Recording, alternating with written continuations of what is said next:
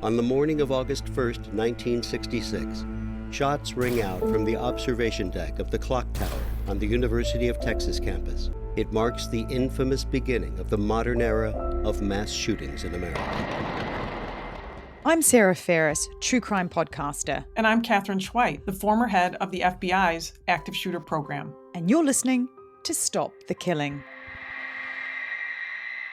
Well, welcome to season 4. This is our big next crossover episode. We've done a few over the seasons now. And this one we're doing with Bob Motta of the Defense Diaries Podcast. So welcome, Bob. How are you? I am excellent. Thank you for having me.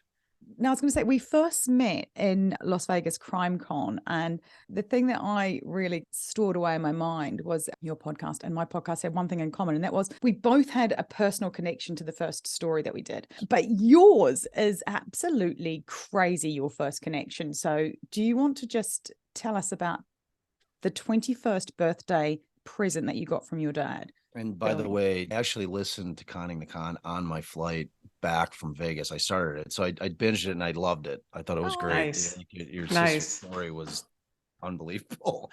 So, yeah. And just so you guys understand it, like I'm a criminal defense attorney by trade. So back when I was turning 21, my father naturally had a birthday party for me. And there was this one particular Mexican restaurant we always seemed to go to for our family celebrations. You know, I had a bunch of friends there and a bunch of family there, and he gives me my gift, and kind of the way I describe it in the pod, which is an absolutely true story. I had been driving it around in for you youngsters out there, you might not know, an AMC Matador, which is probably one of the ugliest cars ever made. So I've been driving this beater I'm around laughing. If the people are listening cannot see, I am laughing very hard right now, Bob. Yeah, it was really, really hard to try to pick up people of the opposite persuasion as a young man in that car. Sad statement, Bob. Sad. Oh, I mean, man. you could have taken a little red wagon and had better luck. I agree. Exactly. That's very, very true. So I was hoping that my father had gotten me a car. So he hands me this gift. It's about the size of a shoebox. It's wrapped. I open it up and it's a shoebox, but it's like an old shoebox. And I could tell it wasn't shoes because it wasn't heavy enough. So I open it up and it's just these cassette tapes. And, you know, I had no idea what they were. So I closed the lid of the box and I looked down and it just said Gacy tapes. That was all it said.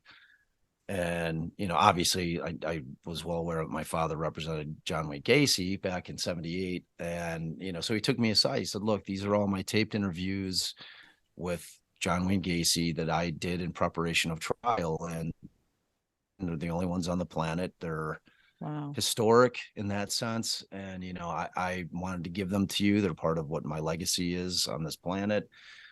Good, bad, or indifferent, you know, and he said, someday maybe he'll be able to do something with them. I've got about 16 hours of my father and John Wayne Gacy going at it, preparing for trial in an insanity defense case, which is very different than your typical case. And I wanted to be able to put it in a format that was compelling and interesting. And I held on to those for 30 years and didn't do anything with them. I didn't know what to do with them. And the pandemic made it like a situation where it allowed me to catch my breath for the first time in 20 years. And I started the pod. I went into it with the express intent of focusing on the victims, trying to tell their story as much as I could. Ultimately, we cover the trial pretty extensively. The investigation really is a bulk of the story, and what we uncovered about how they actually got John Wayne Gacy under arrest is absolutely mind-blowing. It really is. I've listened obviously to the whole first season. I binged it, and I'm not going to give any spoilers away because it's well worth listening to. And the thing I love about Defense Diaries is it's really fascinating getting that behind the scenes, how the case unfolds. And, you know, it's so entertaining at the same time. I thought we did a masterful job with it. Ultimately, anybody that wants to know anything about that case should listen to the podcast. And we end it with my father performing his opening argument, which only the people in the courtroom heard, which is absolutely brilliant. Like I'm biased, of course, because it's my father, but from a completely subjective point of view, you're going to be absolutely blown away. So yeah, we're very proud of that show. And second season is a case I handled out of Omaha, Nebraska, and my client was perceived to have been a serial killer, Dr. Anthony Garcia. And it was a death penalty case, and it was a very hard fought case. He always maintained his innocence from beginning to the end. But from the perspective of, hey, I want to focus on the victims, because that's a strange thing for people to understand, is how much defense attorneys actually do care about justice. There's this misnomer that we're all slimy bottom feeders that are trying to find loopholes, which is actually the Constitution. And I'm going to say, Bob, as a former prosecutor, I'm completely the biggest advocate for public defenders, for defense attorneys, because that is what creates the democracy that we have. Exactly. You have to have somebody on both sides arguing it. If you don't have the defense counsel holding their feet to the fire to make sure that they prove the case, innocent people go to jail. That's exactly right. So from that crazy 21st birthday gift, which, you know, really is probably the most crazy gift I've ever heard of anyone getting on their 21st. That's a crazy one. Yeah, you're a little bit like Liam Neeson coming to this podcast of Stop the Killing, because you're coming with a specific set of skills for us that relate to serial killers in this particular case. As it's a crossover episode, we're taking your skills and Catherine's skills and I'm banging your heads together. And hopefully what's going to drop out is some interesting comparisons between the minds of a serial killer, which, Bob, you've got far too much experience with, to be fair. Far too much, way too much. More than the average. And Catherine, we're going to look at, obviously, your expertise, which is the mind of a mass shooter. So, Bob, do you want to just give us the helicopter view of what makes a serial killer? Yeah, I think that primarily, without getting into the psychopathy yet, we will, heavy duty. But in terms of kind of the differences is time. Typically, serial killers, there's some argument as to how many people they have to have killed to be considered to be a serial killer. I think probably the most common number is 3. And typically what's required is that there's an interval of time between the killings. At the very least, a cool down period time between the killings where the killer killed, stepped back, cooled down, maybe killed a dead. I mean, typically what it is it's over an extended period of time where you'll have sometimes weeks, months, years between killings. And I promise we will get into the psychopathy of it, because that's really the interesting part. Like, that's what I can't wait to get into with Catherine, because the difference between those two things. Such a different mindset in certain ways, and then such an identical mindset in other ways. Whereas with a mass shooter, that happens typically at one point in time, and multiple people are killed at that point in time. Now, it can be an extended period, 20, 30, 40 minutes, an hour, but it happens at once, as opposed to a serial killer where, you know, you need that breath, you need that cooling down period in between the killings to even be considered a serial killer. And because there are 2 lawyers in the room, I'm going to give you an additional answer. And it's absolutely the time element is the essential difference. But a serial killer has seemingly unrelated victims. So they have nothing generally to do with each other. They may have commonalities where it's a wheel and spoke and the killer finds the commonality between them, but there isn't necessarily any reason why they even know each other or live near each other or work together, anything like that. It's possible in certain cases because of the motives of a particular serial killer. But in general, serial killers, you know, have a reason why they choose a victim, and it's not because the victim knows another victim necessarily. Whereas mass shooters, they're attempting to kill people in a single event that's continuous. So it might be at their home, they kill a child, their wife and kids, and then they drive to their office. They kill a bunch of people there. That's considered a single motivation, continuous event. So there's that. And there are always issues about, how are you counting these numbers? And that's really about researchers. So for instance, one of the first research efforts done on serial killers was by the FBI. And because the FBI wanted to have enough of a data pool to look to, they said, okay, in our methodology, any killer we believe meets the criteria of a serial killer, but kills 2 or more people. So they actually went down to 2 because they wanted to have a deep enough pool to look at the personalities to gather the data on those individuals. So that doesn't mean that a serial killer has to have 2 or more. It just means that's the way that the FBI looked at it in their initial research on serial killers. And others who choose to do research on serial killers may choose 3 or more. And so their numbers are going to be different on how many serial killers there are in the world. It's a numbers game for researchers. So I've had the debate with my client where there were 4 killings. They were 5 years apart, but it was 2 double homicides. When people are like, well, is he a serial killer? And I think under your definition, he would, certainly. This is lawyery talk, Sarah. I was going to say. That definition applies to that little section of the law. Right. And then, so it's always a challenge in terms of a consensus on what the definition is. Well, let's pretend that we can agree and move on. I certainly don't disagree. I do not disagree with Catherine at all. I already felt like it always comes to that. It's an interesting conversation that could be had by like law nerds. Yeah. So. Yes. And look, I've just witnessed it. So sorry.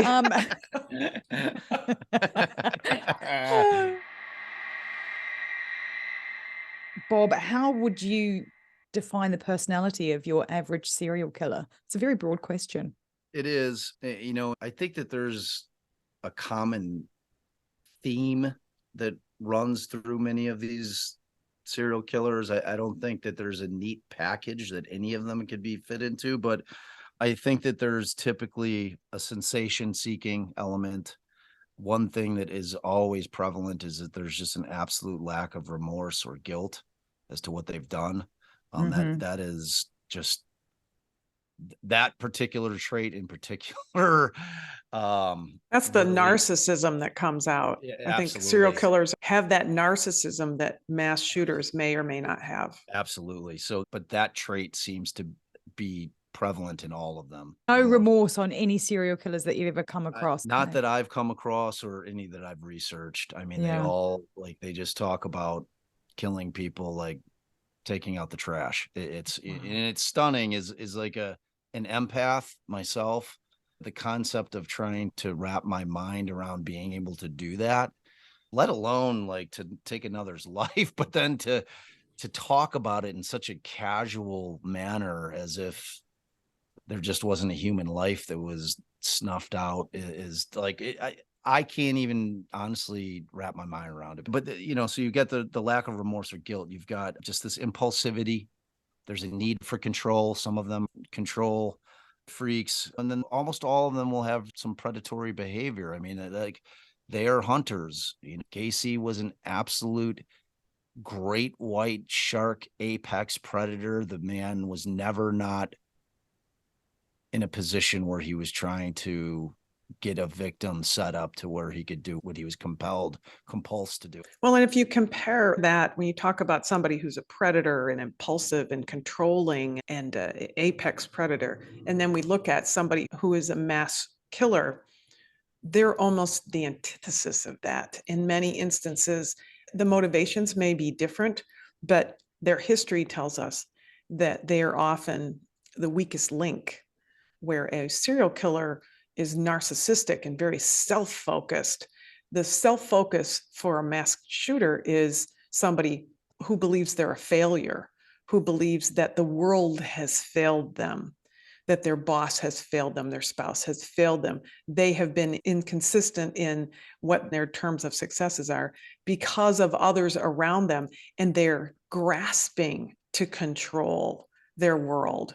And so many times when they buy this equipment, they create a persona, right? Because they are not the person. When you think about, not that I have a lot of photographs of what John Wayne Gacy was dressed in when he went to approach someone, but he was dressed in his normal clothes, in his street clothes. And I mean, when he wasn't dressed as a clown.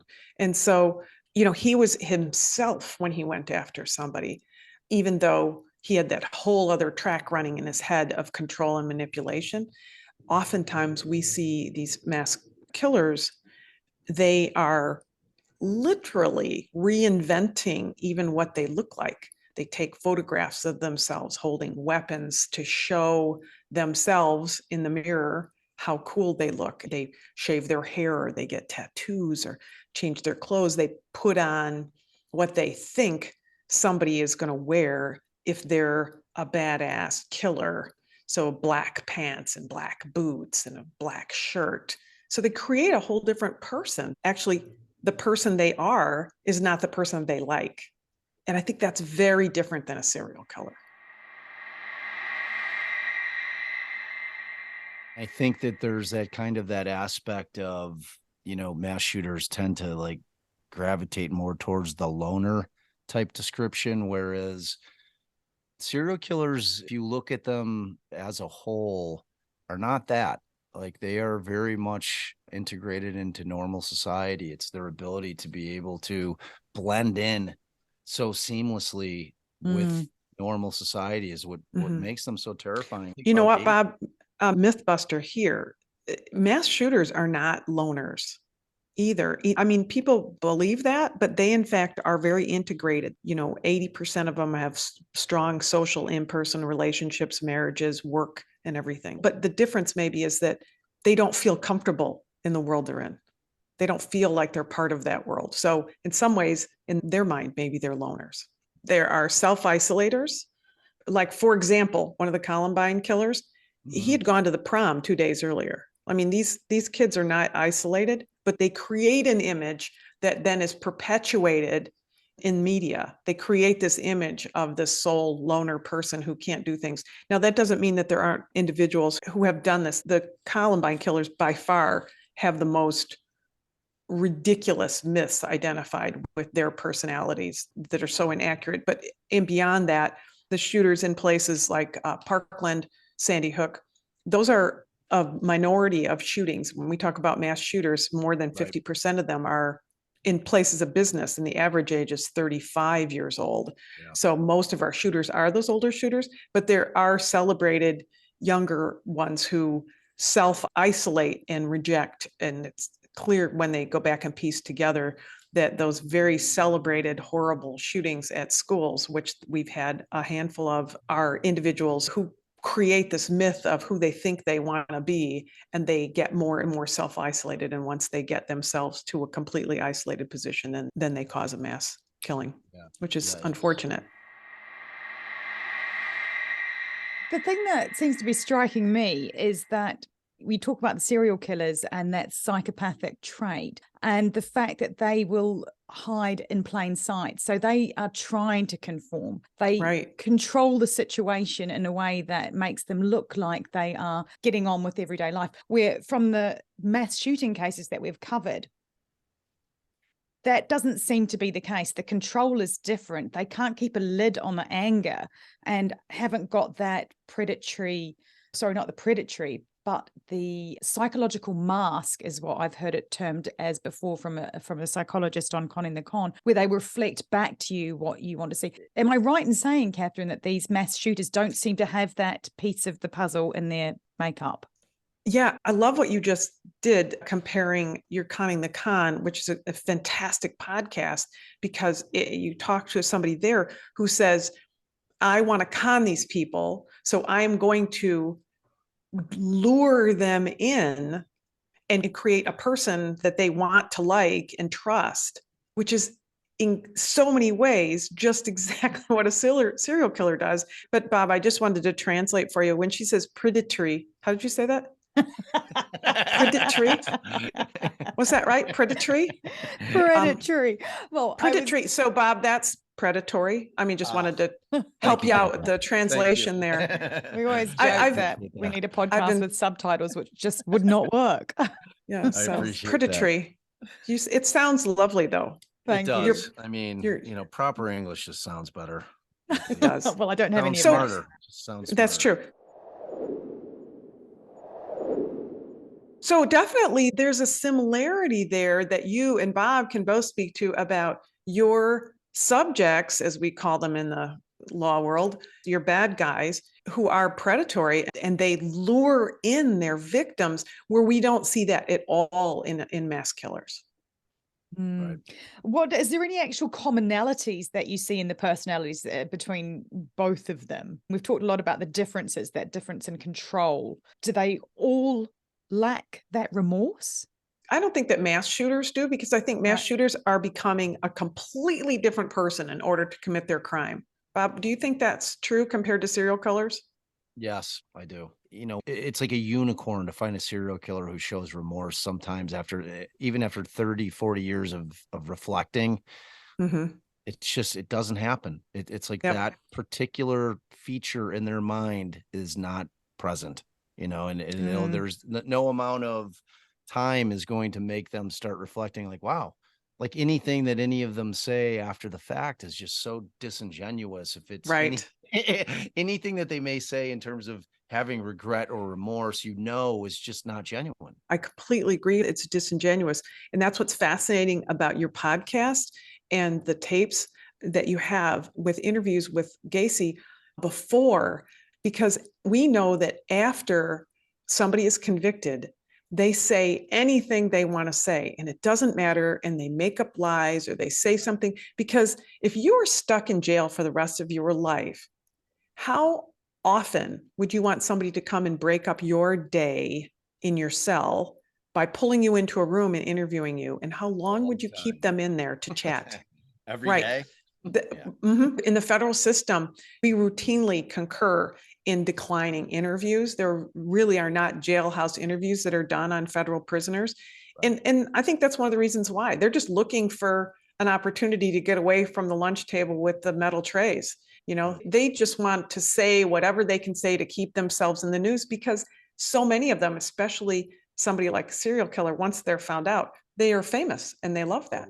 And our mass shooters, when you talk about commonalities, you asked Sarah, I think one of them is they want to be famous in their own way. They want the notoriety. That's interesting. It is something that we talk about all the time on our podcast, Bob, is the no name, no notoriety, because, of this contagion effect. Does that also happen with serial killers? Is there a contagion effect, or is it just that they want the fame? I think that they're driven because of their narcissistic personalities. They're driven by the fame after the fact, though. Yeah, after the fact, after they're caught, they're discovered. So, right. Yeah. So I don't think that is the motivation going in for any of them. But no, I agree. After the fact, I think it's 100%. You'll have rare guys like Israel Keys. Like his whole deal with the feds was, look, I'm going to give you information on the people that I've killed.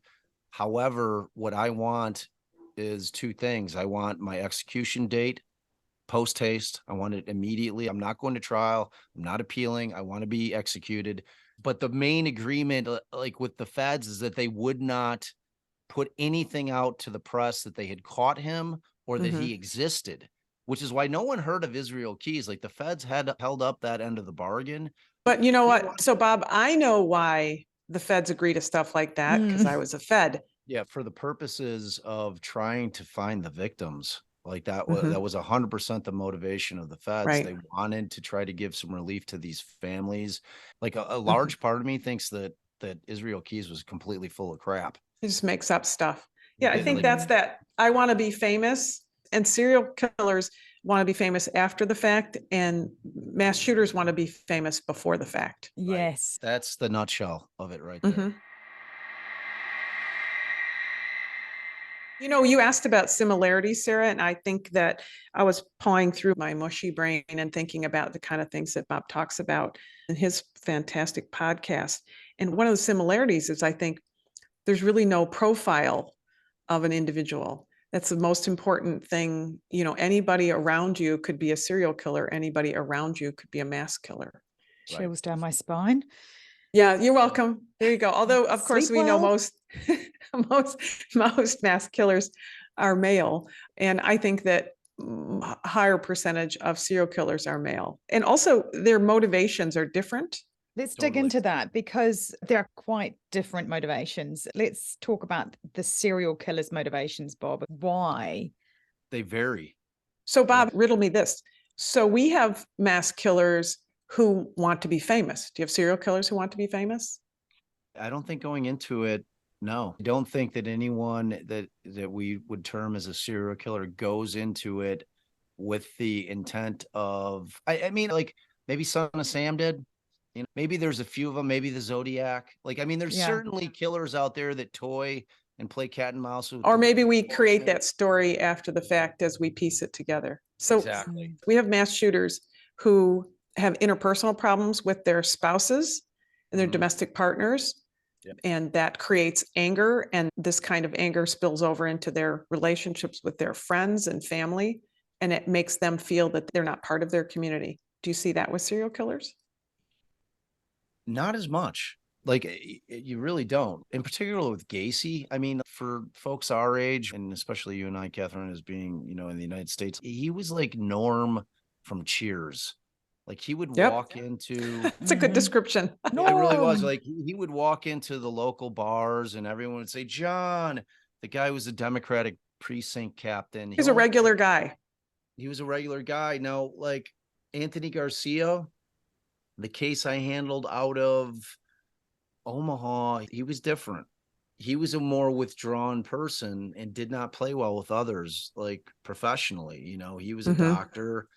If he was in fact the killer, his motivation was more in line with that of a mass shooter, because it was from being disgruntled, from being fired from the pathology department at Creighton University 7 years earlier. And the state's theory was that it just haunted his entire career.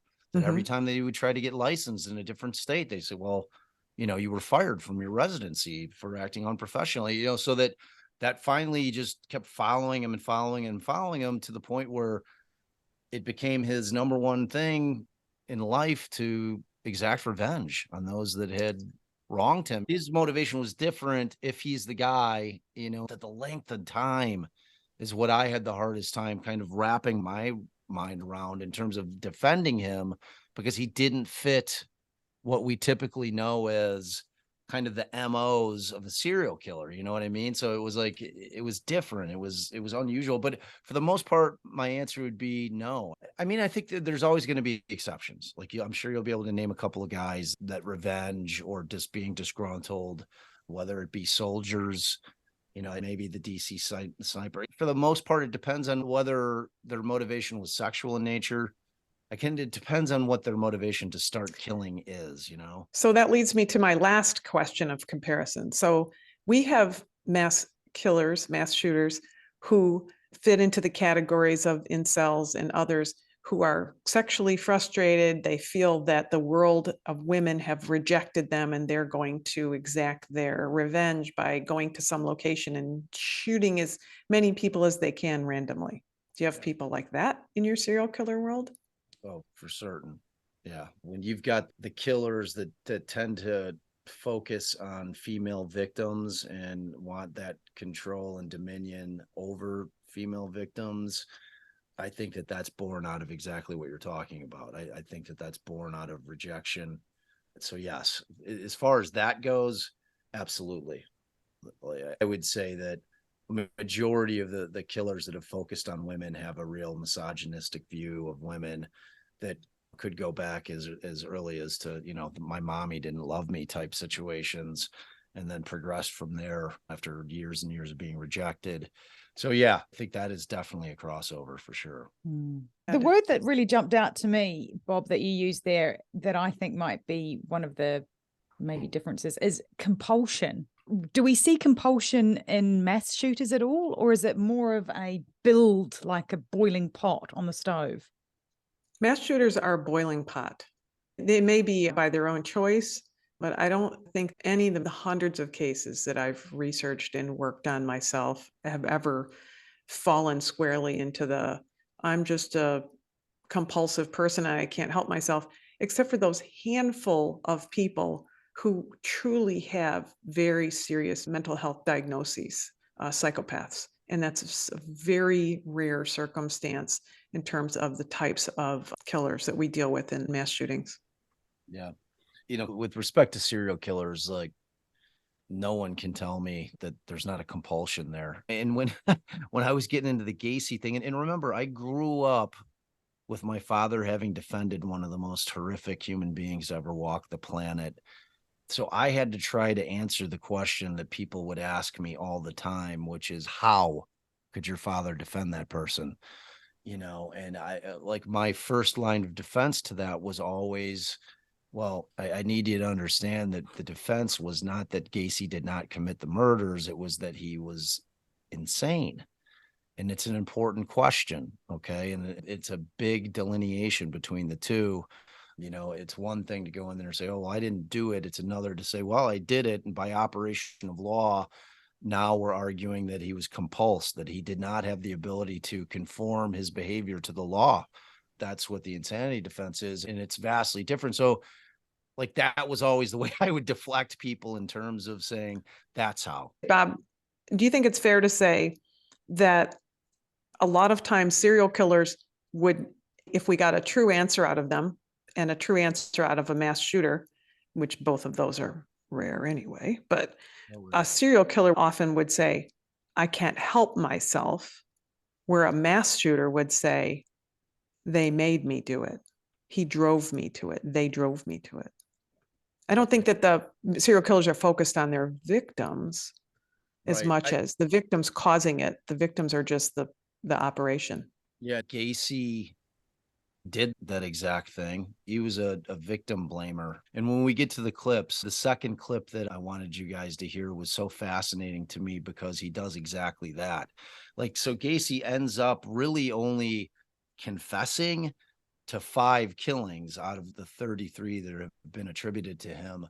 And every single one of them, he's victim blaming. He is saying that they were either blackmailing him because they were going to tell people that they had sexual relations together. So now they were trying to come and get money from him. Timothy McCoy, his first victim, he claims had attacked him while he was sleeping. He was standing over with a knife. So Gacy did that all the time. It's how he could create justification for something that he was really kind of compulsively couldn't help himself from doing. That's how he manifests it to the public. That's how he tells others, oh, well, they made me do this. Right. But that compulsion we don't see in mass shootings at all. Exactly. And Gacy being the narcissist, because, the one thing about all these guys is that they're always the smartest guy in the room. For sure. You can't crack my riddle, That's right. Far too complex for you people to understand. So it was like that dynamic going on between my father and Gacy is, to me, by far the most fascinating aspect of it. Because Gacy, from the moment he's taken into custody, never thought that it was going to stick. Right. Which, Sarah, isn't that similar to your con man, right? I mean, you're in conning the con. Your con man thinks he's the smartest guy in the room. And he continues even when he knows, I think you guys are on to him, not to spoiler alert, not to tell listeners what's going on, because you totally should listen to this. But man, here's a guy who thinks he's got control of everything. And I'm sure that's very similar. Well, maybe we should play the clip, but that's exactly what I heard when your dad, Bob, was talking to this killer. Well, you two are just jumping way too far ahead yet again. And we have been talking for a while. So I think what we're going to do is come back next week, because we will definitely put the audio clips in and talk about that in part 2 of this crossover episode. Thanks for listening. And if you want to know more, Catherine's book, Stop the Killing, is out now. For more details, go to catherineschweit.com. Please consider also supporting our independently made podcast. It's simple to do. Go to patreon.com/Stop the Killing. And for as little as the price of a latte a month, you can be part of the solution to stop the killing. Patreon rewards range from official do-gooder status to ad-free episodes, autographed books, and opportunities to connect with us directly for your business, school, church, or even just a book club chat. But just knowing that you are part of a movement that has the power to make your community safer, well, that's got to taste better than a skinny cappuccino any day. So please head to patreon.com/Stop the Killing now and polish off your do-gooder halo, and make sure to include your name so we can give you a shout out. This podcast is a CONmunity Podcast Production. That's con with an N. If you want more content, then head over to CONmunity Podcast at Instagram, where you'll find trailers on more binge-worthy true crime, like the award-winning podcast Conning the Con. And check out our show notes for all the links mentioned. Finally, if you want one takeaway action that you can do right now that can help make our community safer, please share, rate and review this podcast wherever you listen. Everybody needs to know that they hold the keys to see something and say something. Together, we can stop the killing. It's one of those things you hope never happens, but you better train for it, because it will happen, and it will happen in places you wouldn't expect. Be ready for it.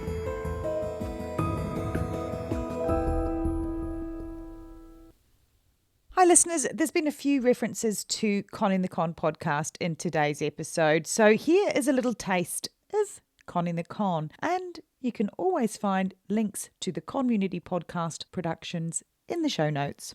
Something is creeping in, don't follow it down. 24 hours ago, I found out the person that I've been dating for the last 6 months is a con man. That is my sister Emma. Andrew Tonks's lies had been so convincing, she'd invested $300,000 with him. However, the tables were about to turn on Andrew. What he didn't know was that Emma had discovered his real identity. But to get any chance of justice, Emma had to act like it was business as usual. Coming up in this series, and that's when murder, all this stuff goes through my mind. I'm really, really scared. I'm assuming Sarah has watched too much Netflix and figures I've been defrauding you. Couldn't be further from the truth. That's what this was, a real life story that seems so unbelievable, but it was actually true. A true story that all starts with one simple swipe to the right. I'm Sarah Ferris. And I'm Emma Ferris, and this is my story, Conning the Con.